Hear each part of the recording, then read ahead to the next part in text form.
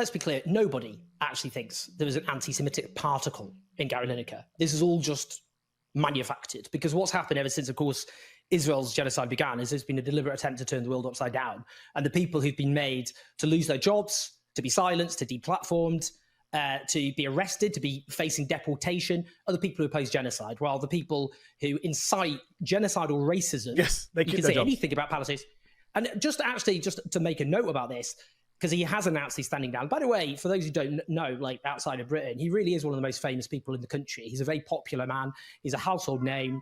And this organization called Campaign Against Antisemitism, which relentlessly has targeted opponents of the genocide, I would note. Now, they've taken credit for this. The clip that went viral when he spoke to me last year, it's one of the most watched clips we've ever done at Zeteo, was him just saying, look, sometimes I watch clips and I sit and cry. I've seen so many images of children that, I've got no skin in this game. I'm not Muslim. I'm not Jewish.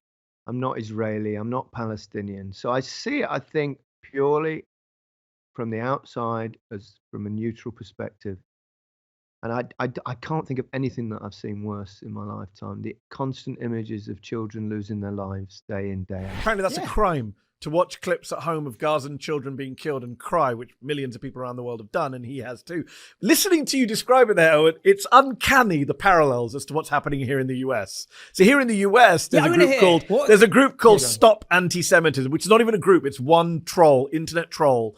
We don't know who funds them. We don't know their name. The New York Times deigned to quote Stop Antisemitism as their source for a hit job on Miss Rachel, the YouTube star sensation, children's educator, who all parents in this country know, around the world know. She has 14 million subscribers on YouTube. She's beloved.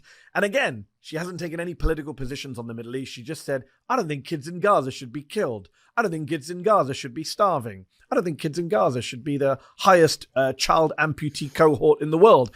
And they've gone after her, these trolls, to attack her as being anti-Semitic, when, as you say about Gary Lineker, there's no evidence she's an anti-Semite, obviously. And the fact that you have to scrape the barrel and go to Campaign Against Antisemitism or Stop Antisemitism, these random groups that are actually abusing the word anti-Semitism, emptying it of all meaning and undermining the struggle against anti-Semitism, which is a real thing when it's not being thrown at Gary Lineker and Ms. Rachel.